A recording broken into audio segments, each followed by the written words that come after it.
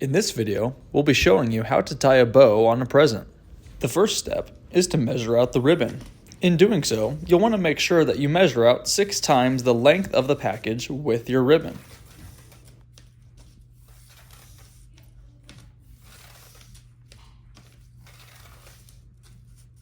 Once measured, then cut the ribbon from the spool. With the ribbon now cut, place the package in the very center of your ribbon. Then, wrap it around the box and begin to fold it over. Here, you're going to want to make a cross. This is where we'll begin to take the ribbon and go up on the opposite sides that we have not yet covered.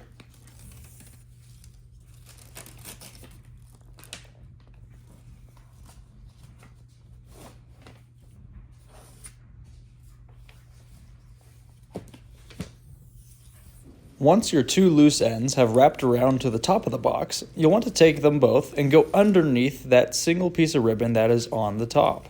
As you can see, we'll cross them, and then you're going to do a simple overhand knot.